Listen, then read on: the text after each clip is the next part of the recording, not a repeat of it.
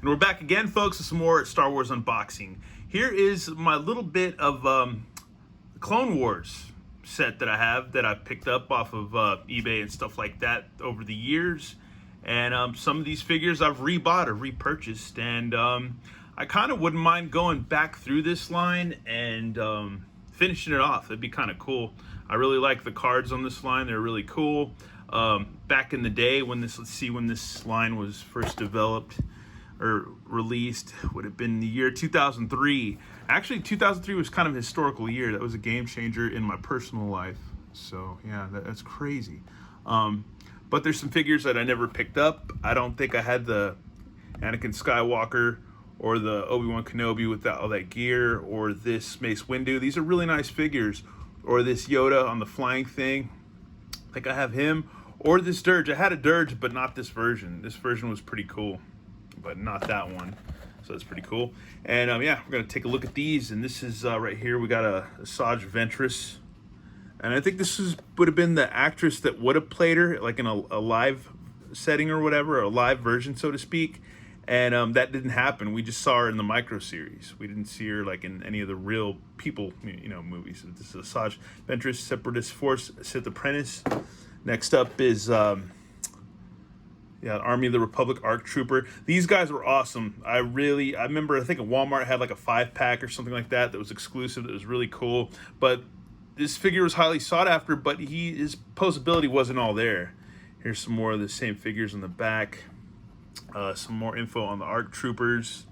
Let's see, the Ultimate Super Commandos, the ARC Advanced Recon Commando Troopers are clones who were personally trained by Jango Fett. Only a select number of ARC Troopers were bred and trained before Jango's untimely demise at the Battle of Geonosis, activated shortly after the start of the Clone Wars. ARC Troopers are used only the most dangerous missions in which a substantial amount of, independent thought and initiative is required. Kind of like the Bad Batch when you think of the Bad Batch guys. They are equipped with highly advanced clone trooper armor and formidable heavy weaponry, whether they are fighting on their own or at the side of the Jedi. The ARC Troopers are a symbol of the Republic's military superiority over the droid armies of the Confederacy. So yeah, that is cool. The Clone War begun the Clone War has.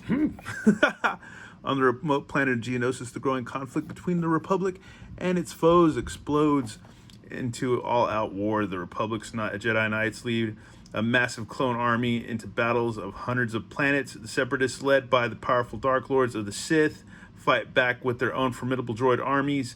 As this terrible conflict rips across the galaxy, Anakin Skywalker, Padme Amidala, Obi-Wan Kenobi are swept into turmoil of war and the rising shadow of the dark side.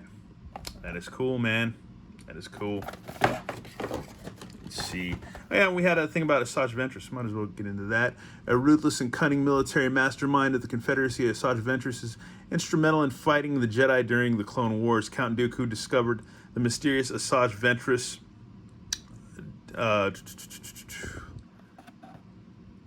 on a war-torn planet shortly after the Battle of Geonosis. Though she had never trained as a Jedi, Ventress demonstrates a corrupt mastery of the Force. Under the tutelage of Count Dooku, she has embraced the dark side, using her twin curved lightsabers to cut down all those who would oppose her. Makes you think of some Megadeth lyrics. Anyways, often accompanied by the bounty hunter Dirge, Ventress is more than a match for the Republic's greatest Jedi. Yeah, she was a cool character. She kind of got punked out, I believe, towards the end of everything. But yeah, she's. This is a set I picked up twice in my life. I think Chef Dan, my buddy Chef Dan, I traded him some for this, and I bought this because I want to get a big Grievous to have battle with these guys. Because in the micro series, these guys, I don't know if it's these guys or maybe this dude in particular, were going against Grievous, and they got shredded. And I remember watching the micro series being like, whoa, Grievous is just going to destroy.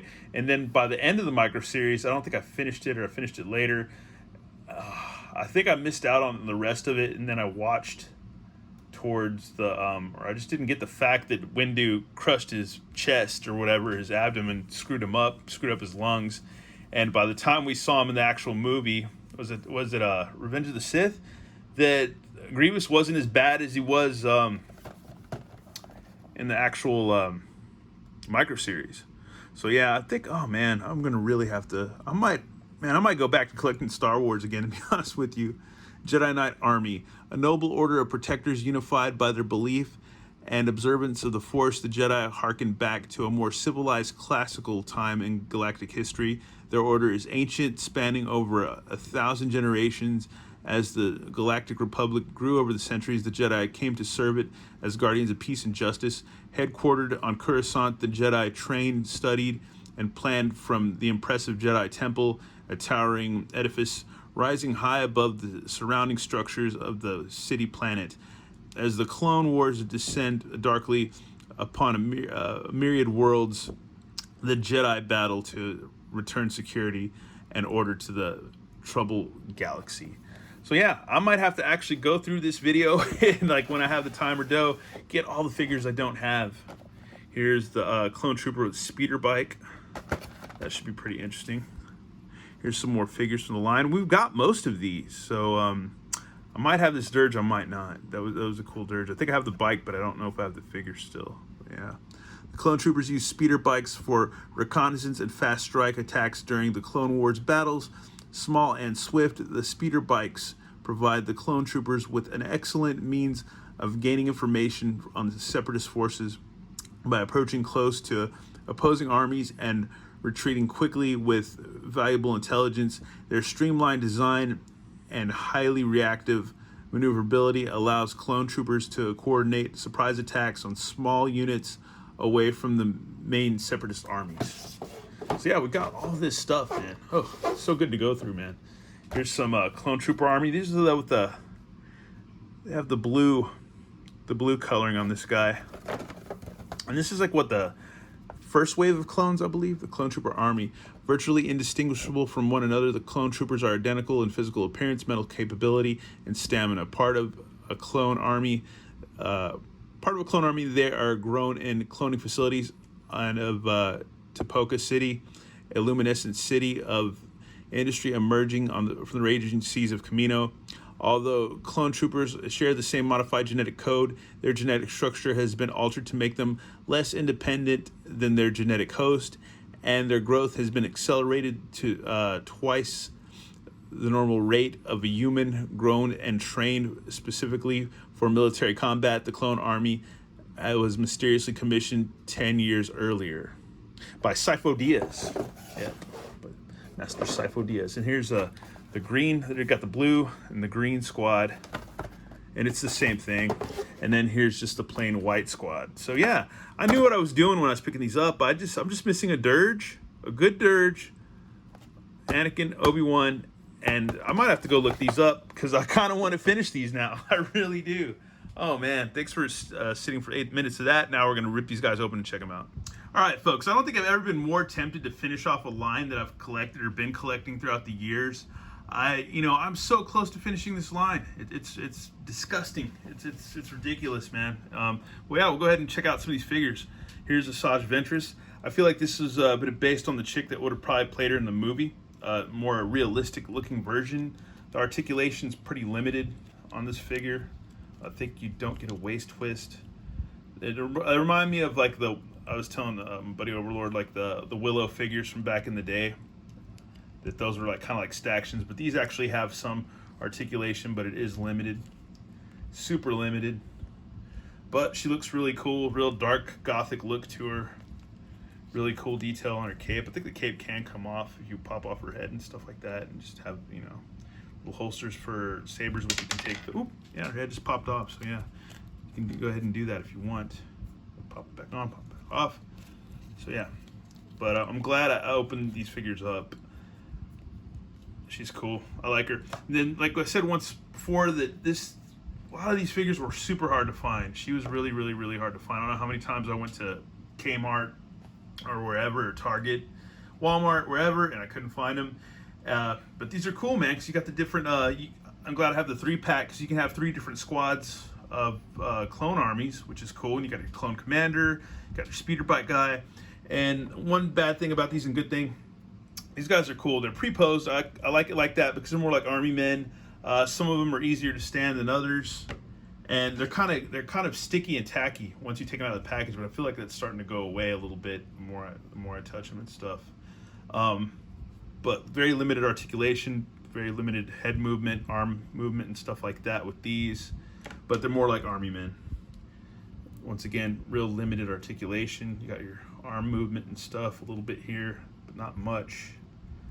But that's fine with me. Some of these guys stand a little better, some not so much. It just depends. It's you got to counterbalance some of them. Let me see if I can move over a little bit, get them to stand a little bit better. But star stands do come in handy, but they're all three a little different. These guys are basically the same. You've got one guy with binoculars, so that's pretty cool. Once again, just busting out the star stands to help them stand a little bit better. I'll come with rifles, but yeah, once again, just limited articulation, real limited. No, like a little bit of a waist or abdomen thing, but not much. So yeah, a little bit of arms. But once again, yeah, this is your army men. You just want to set up a little battle going on or whatever and stuff. That's all you really want to do with these. And I don't think there's anything different with this blue squadron. They're all kind of the same. Yeah, it's pretty much the same guys. So yeah, just the same as these three dudes, just different colors. But I want to keep these guys kind of separated, keep my squads together. That way, if I get more of them or maybe some battle droids, I can actually have a cool little scene going. So that's what's really cool. Go ahead and check out the Jedis. The Rodian's pretty cool. I don't know what to name the Rodian. But you can take the lightsabers in and out, so that's cool. And I believe these also pop. I can't remember. Some do, some don't, but I'm not going to mess with it. It's not that big of a deal.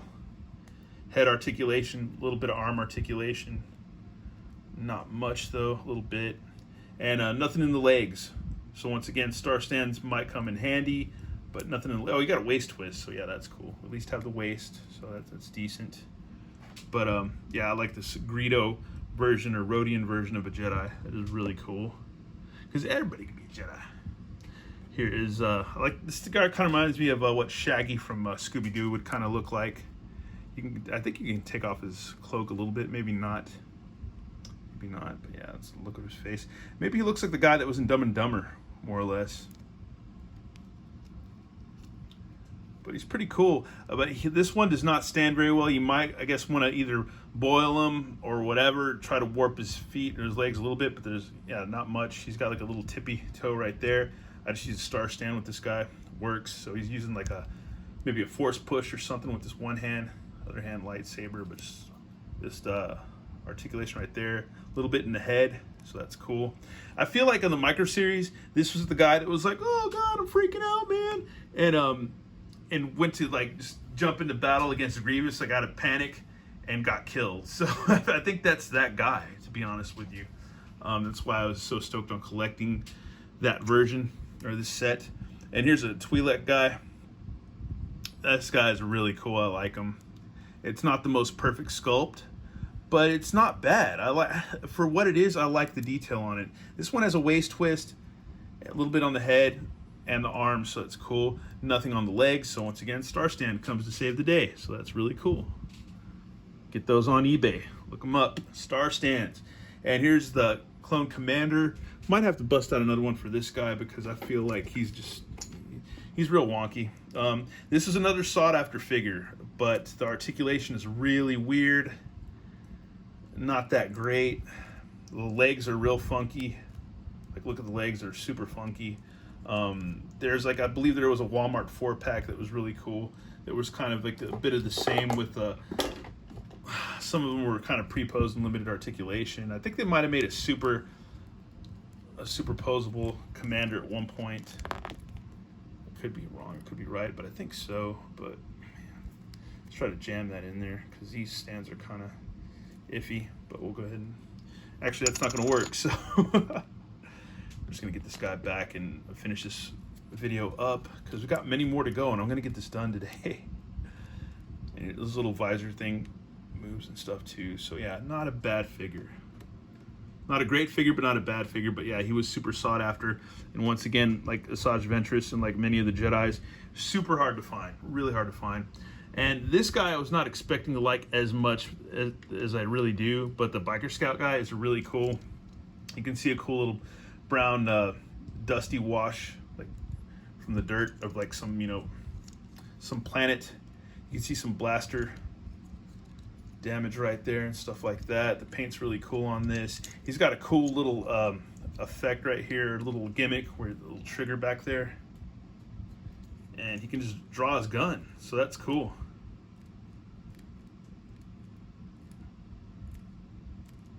That is really awesome, man. And this thing can come apart, but I don't think it's meant to blow up like the vintage version. You can attach this bazooka thing right there, and let's see if we can take Asajj Ventress out with this. Oh, almost. But the thing's really cool. And another cool thing about this figure is all his armor pops off. You can take his helmet off. His arm, his shoulder pauldrons, his chest armor pops off. And his leg armor, like on his thighs or whatever, pops off too.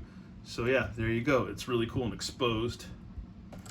An exposed character. And then he comes with these landmines. So that's pretty neat too. Anyways, really good set, really good line, really good wave. I really kind of want to finish all these. I'm really tempted to go look them up on eBay. Anyways, thanks for watching, y'all. And yeah, many more to come. All right, later.